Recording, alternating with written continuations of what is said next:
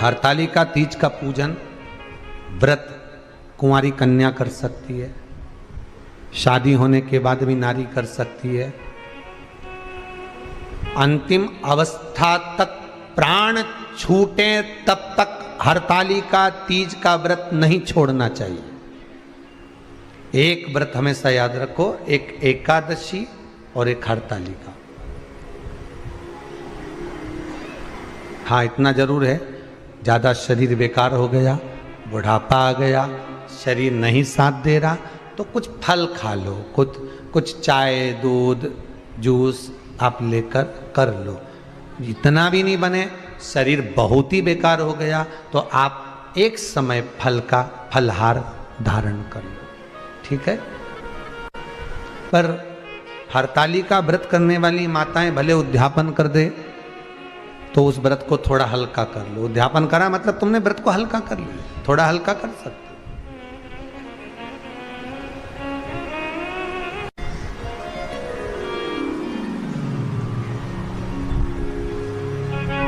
हरतालिका तीज का जो व्रत का उद्यापन करते हैं उसमें 5 चीज रखते हैं ना, 5 कपड़े स्त्री के, 5 कपड़े पुरुष के, 5 तरह का अनाज, 5 तरह का फलहार, 5 तरह का फल।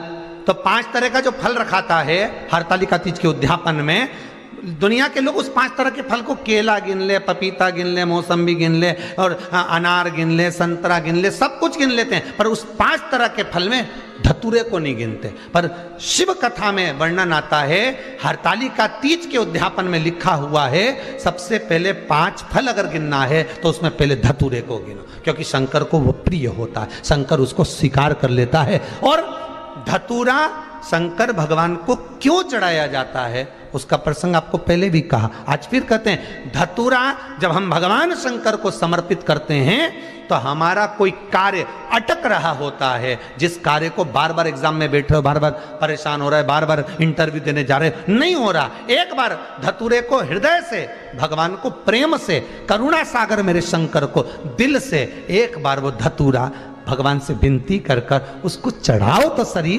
भगवान तुम्हारा कार्य सफल कर देगा। पर दिल से चढ़ाना, हृदय। हरतालिका तीज की पूजन करने वाले को चाहिए कि बालू का, मिट्टी का शिवलिंग बनाना चाहिए। फुलेरा जो बनाया गया है ऊपर शंकर जी के ऊपर लटकाने के लिए, टांगने के लिए, उसके नीचे शिव पार्वती गणेश जी की सुंदर बालू की मूर्ति बना लेना चाहिए, पार्थिव लिंग का निर्माण कर लेना चाहिए। शिव की आराधना करना चाहिए।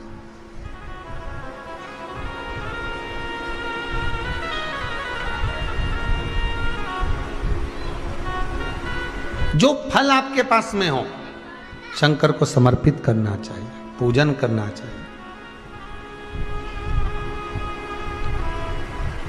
आराधना करो।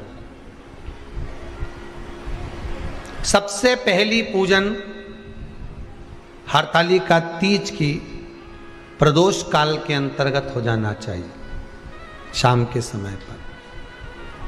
प्रयास करो प्रदोष काल के समय पर पहली पूजन हो जाए तो ज़्यादा अच्छा। पर लोगों की आदत रहती है कि 8 बजे तक, 8:30 बजे तक, 9 बजे तक पहली पूजन करें, फिर दूसरी आराम से, फिर तीसरी, फिर आराम से, फिर चौथी। तो ऐसा सब अपने अपने हिसाब से। पर शास्त्र रीति कहती है कि प्रदोष का जो समय होता है, प्रदोष काल जो होता है, शाम का जो समय होता है, उस समय पर हरतालिका तीज की पहली पूजन हो, जिससे आपका स्मरण चित्त शंकर भगवान में उस घड़ी, उस पल, उस क्षण में आप शिव के हो जाएं और शंकर आपका हो जाए। हाँ, अगर किसी के आने में देरी हो,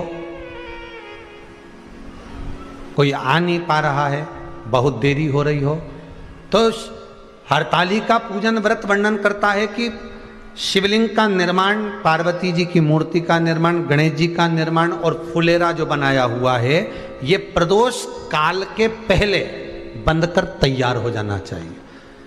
प्रदोष काल के अंतर्गत फुलेरा नहीं बनना, फुलेरा पहले बन जाना चाहिए। और बहुत विशेष बात ध्यान रखिए हरतालिका तीज की, कि शंकर जी का जो आपने स्वरूप बनाया है, पाटे में, थाली में, चौकी पर, चौरंग पर जो स्वरूप बनाया है, वो पहले नहीं रखना है। पहले क्या बांधना है? फुलेरा।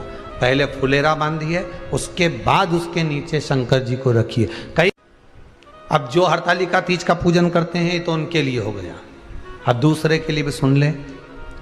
जो नारी हरतालिका तीज का पूजन नहीं करती, व्रत नहीं करती, साधना नहीं करती, उसके लिए भी कहा गया कि आप अगर ये व्रत नहीं करते हो तो एक कार्य जरूर करना, कहीं पर फुलेरा बंधा हो, हरतालिका की पूजन हो रही हो, 5 मिनट 10 मिनट निकालकर अपने आसपास के किसी पौधे में से पत्तियां लेकर या पुष्प लेकर, 5 वृक्ष की पत्ती या 5 वृक्ष के पुष्प लेकर शंकर भगवान को जब पूजन हो रही हो, 5 मिनट माताएं जब पूजन कर रही हों, तब आप भी उस पुष्प को, उस पत्तियों को शंकर को समर्पित कर सकते हो। ये नहीं चढ़ा सकते तो 5 फल, फल नहीं चढ़ा सकते तो 5 कुछ भी पुष्प आदि का आप शिव को समर्पित कर।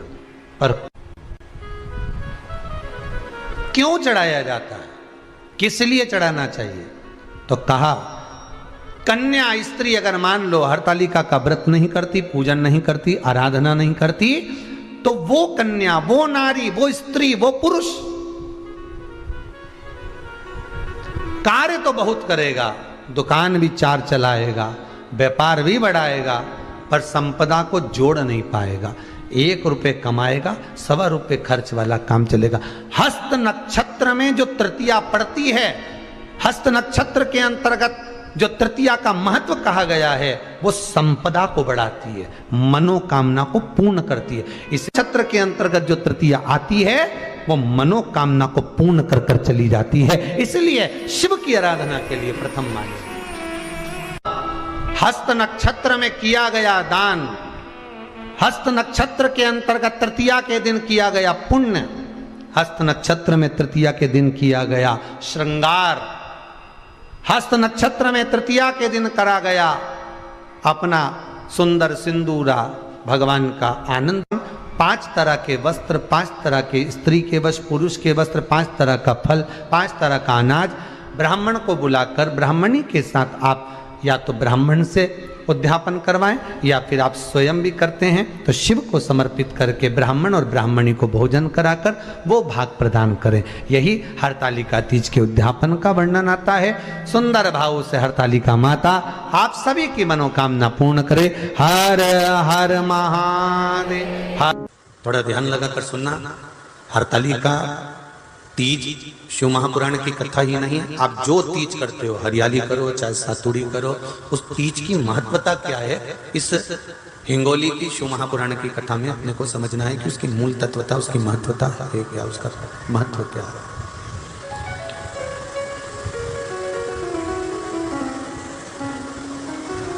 भगवान ब्रह्मा, भगवान विष्णु और भगवान शिव, इन तीनों की जो अर्धांगिनियां, ब्रह्माणी, लक्ष्मी और पार्वती, इन तीनों ने तप कर कर, साधना कर कर ब्रह्मदेव को, भगवान विष्णु को और भगवान शंकर को प्राप्त किया। और तीनों ने प्राप्त कर कर तीनों देवताओं से वर मांगा कि वर हमको ऐसा दीजिए कि हमारे तप साधना का फल नारी को तीज के दिन प्राप्त हो जाए। अब देखिए जरा, एक ही व्रत से, एक ही उपवास से उसको संपूर्ण तप साधना का फल प्राप्त हो रहा है, संपूर्ण तप साधना का फल उसको मिल रहा है मात्र एक व्रत से। केवल एक व्रत कर रहे हैं, संपूर्ण तप साधना का फल उसको प्राप्त हो रहा है। ऐसा कोई व्रत, ऐसी कोई साधना, ऐसा कोई शंभो शरण पड़ी मांगो घड़ी रे घड़ी दुख काटो, दया करी न दर्शन आपो, शंभो शरण पड़ी मांगो घड़ी रे घड़ी दुख काटो।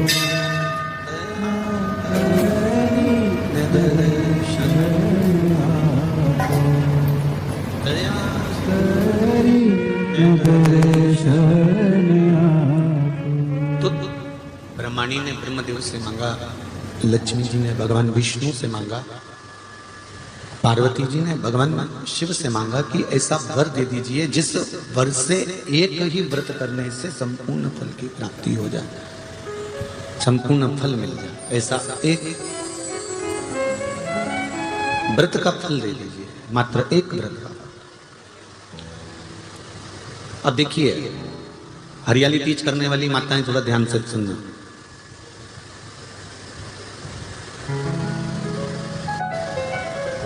हरियाली तीज जब माताएं करती हैं तो एक हरियाली तीज, एक गणगौर की तीज, ये दो तीज के व्रत ऐसे होते हैं जिसमें जब माताएं करती हैं तो उस समय पर उमा, ब्रह्मणी और लक्ष्मी, इन तीनों की आराधना का फल उसको केवल एक व्रत से प्राप्त हो जाता है। अब देखिए दूसरा, सातुड़ी तीज।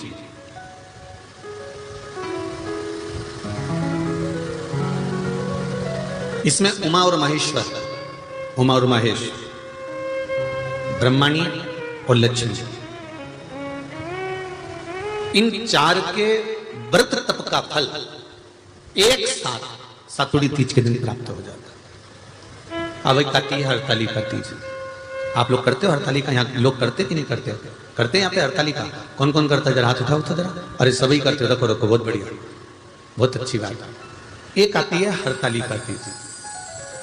इस तीज का व्रत माता पार्वती बेल वृक्ष के आनंद के साथ में फुलेरा बनाकर करती है, और जिसमें इस हरतालिका में माता पार्वती जी के जितने जन्म पहले हुए हैं, माता पार्वती का जन्म तो 52वें नंबर का, 52 नंबर पे माता पार्वती का जन्म है। इससे पहले तो माता के 51 जन्म पहले हो चुके, 51 जन्म माता पार्वती का पहले हो चुके। तो वो जितने जन्म माता पार्वती पूर्व में ले चुकी हैं, ब्रह्माणी जितनी बार ब्रह्मदेव के साथ में विराजमान हो चुकी हैं, इंद्राणी जितनी बार इंद्र के साथ विराजमान हो चुकी हैं, और लक्ष्मी चाहे वो राधा के रूप में हो, चाहे वो रुक्मणी के रूप में हो, चाहे वो सतभामा के रूप में हो, चाहे वो यमुना के रूप में हो, चाहे वो गंगा के रूप में हो, जितनी बार माता लक्ष्मी ने रूप धारण करे हैं वो सब रूप में, और माता पार्वती अपने सारे रूप में, ब्रह्मणी अपने सारे रूप में, लक्ष्मी अपने सारे रूप में इस हरतालिका तीज के व्रत को करने के लिए आतुर रहती हैं। और इस व्रत को कर कर एक दिन में ही संपूर्ण विश्व का जितना तप है, साधना है, उपवास है, सबका फल एक साथ एकत्रित कर लेती हैं केवल एक व्रत में, हरतालिका तीज।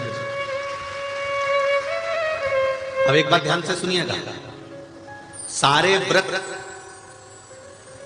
आपका अगर स्वास्थ्य खराब हो गया तो आप व्रत छोड़ सकते हो। जितने भी व्रत आप लोग कर रहे हैं पूर्व के, सोमवार, मंगलवार, एकादशी, छठ, पंचमी, चतुर्थी, अगर आपका स्वास्थ्य खराब है तो आप उस व्रत को छोड़ सकते हो, सारे व्रत को छोड़